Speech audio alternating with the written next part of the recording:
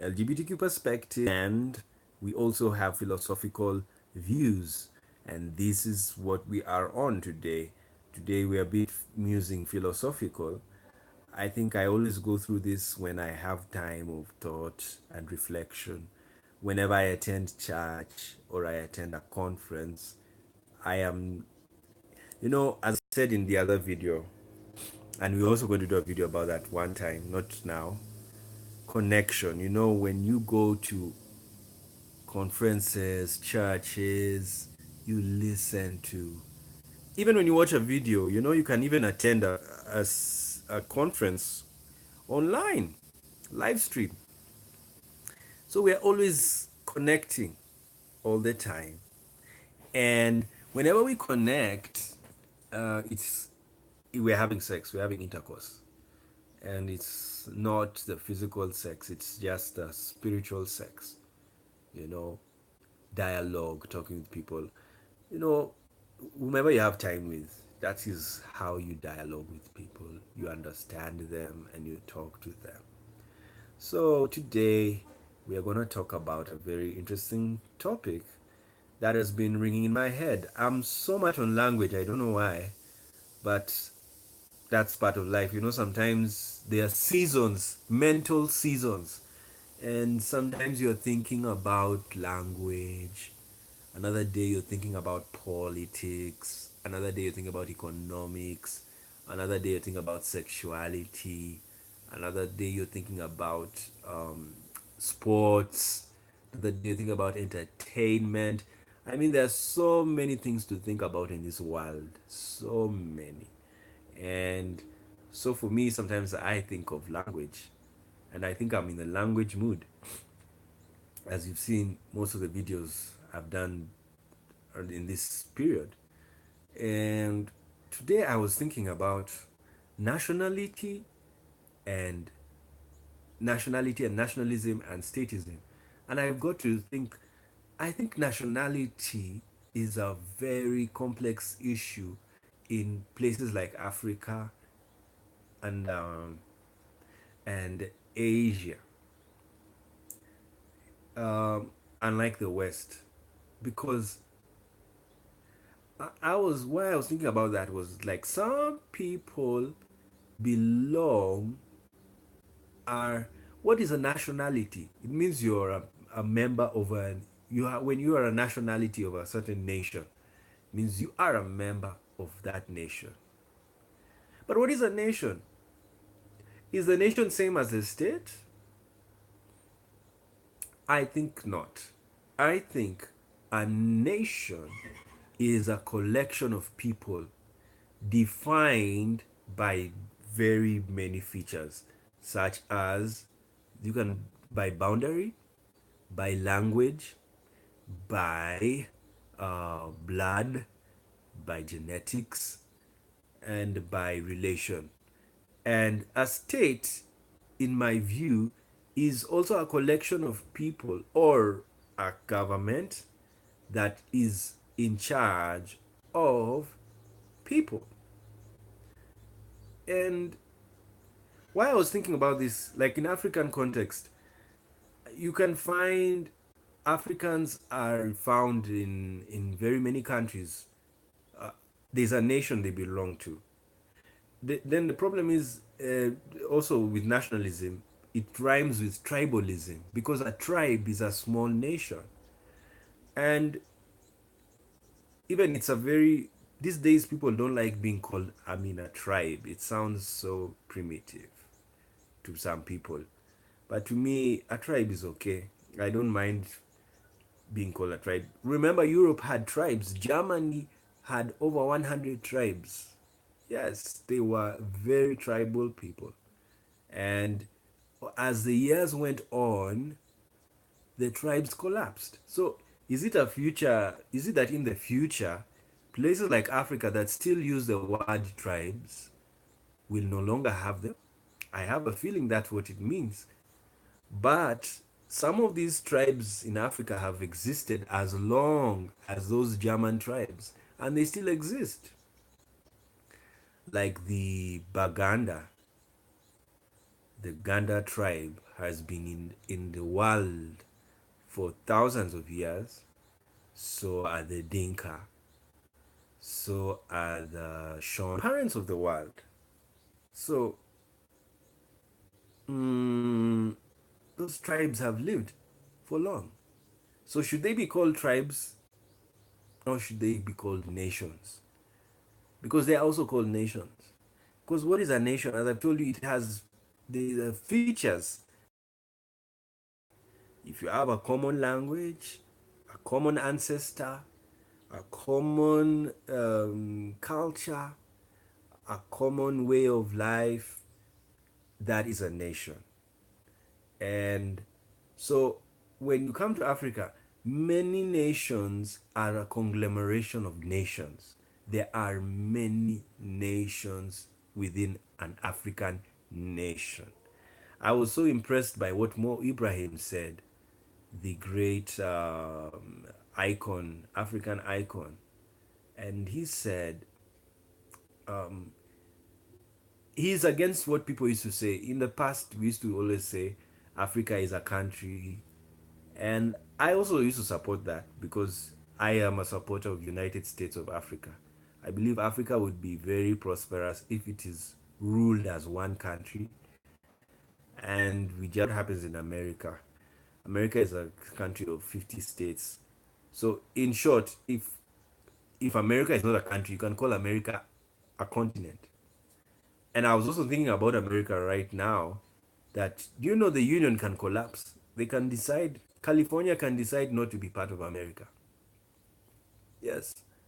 It was a document that created America. It didn't just come out of the blue. Like these other countries I'm talking, these other nations, the Khoisan. The Khoisans didn't need a document. The Baganda didn't need a document. The Shona didn't need a document. The Dinka didn't need a document. They just came out. But nations like America need. So what does that mean? Those unions that union can collapse. It's because it was an artificial creation. And so far so good. America is still standing strong. But because it was built on a document, I mean look at EU. EU was built on a document and already Britain left. Is already leaving.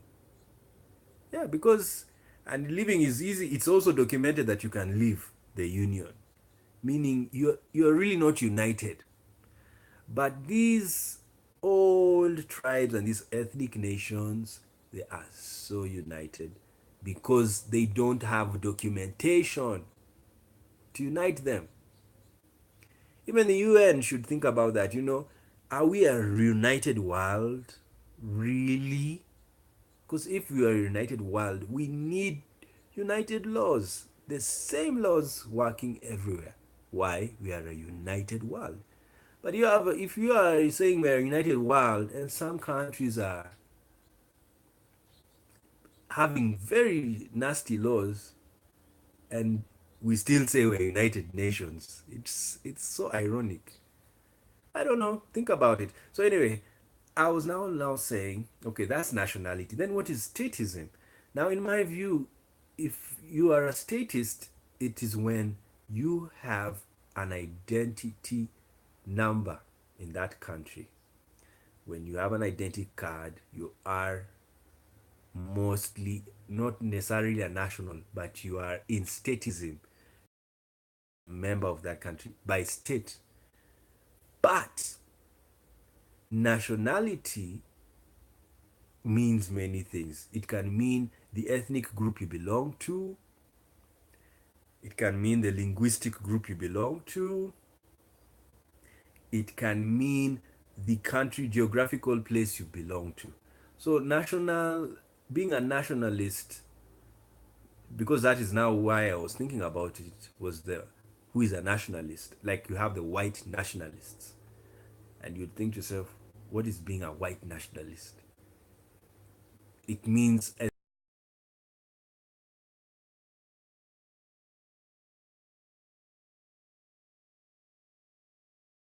down the road. So like now, like what's happening in America, the white national The common denominator of white nationalism is the color. If you're white, then you are part of the white nation. And it can also apply on the black nation. If you're a black nationalist, the color is black. That's how it is. Now, if you are a Zulu nationalist, it means if you are Zulu, you are part of the, if you nation, you are a Zulu nationalist. You cannot be a Soto and you claim to be a Zulu nationalist. So all of that comes to the, that's why there's racism, because racism means your nation is, you are declaring to people your nation is greater than other nations. That is supremacy. It's just national supremacy, that your race is superior. And as I've told you, nationality has very many levels.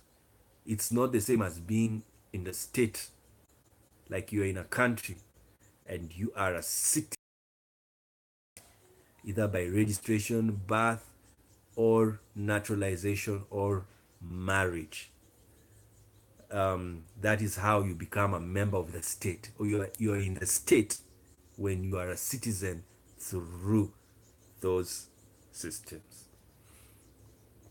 So that's my take about everything that's happening in the world, and I want to leave those thoughts to you. What do you think? Do you think nationalism is really the problem in the world, or statism? Because statism is mostly to do with borders. It's very strict on borders, very strict on laws, very strict on citizenship. You know, your citizenship is determined by a card, because you know, in a state, you can be a national, you belong to that country, but you don't have an identity card. So are you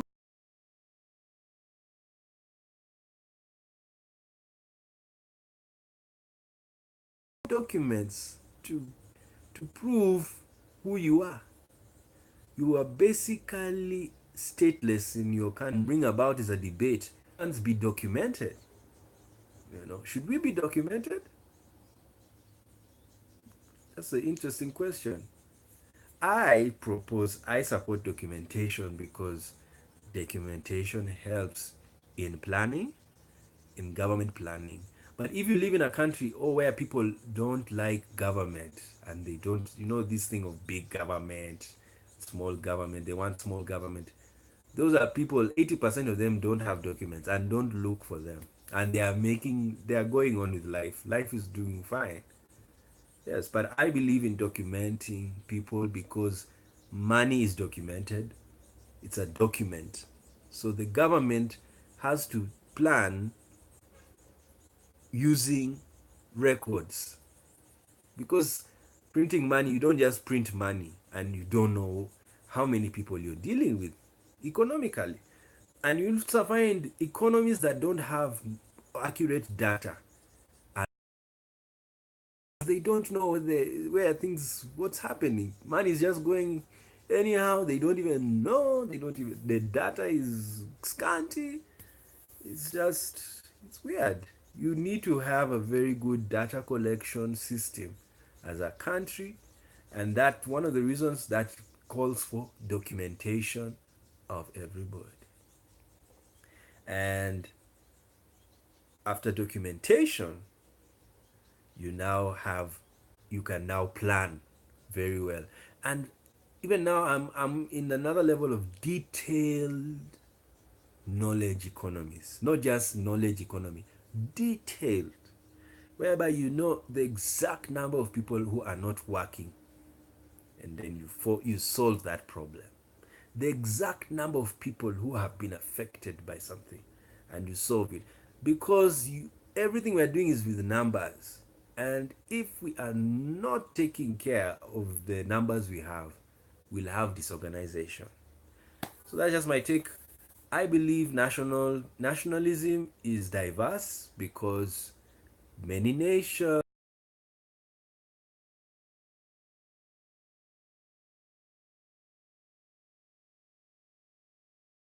are nations because others are a nation because they follow a certain culture. That's their nation. And then, but a state is more a precise nation. It has to do with documentation that you are a citizen of that country. It is solid proof. It is more strict nationalism because the boundaries are set. This is where this country ends according to the law. So it's more legal. Nationalism is a bit more liberal, but it is what do you call it? And not nationality, not nationalism. Nationalism is similar to racism because nationalism is whereby you feel your nation is greater than another nation. And that's the same as tribalism. You feel your tribe is greater than another tribe or other tribes. The same as racism. You feel your race is greater than other races. Those are the isms. Nationalism, bad. Tribalism, bad. Racism, bad. That is it. But nationality is what I'm talking about, not nationalism. Nationality is diverse. You can be part of a nation because of the color of your skin. You can be part of a nation because of the language you speak. You can be part of a nation because of your genetic links to those people. So those are my thoughts on the word nationalism and statism and nationality.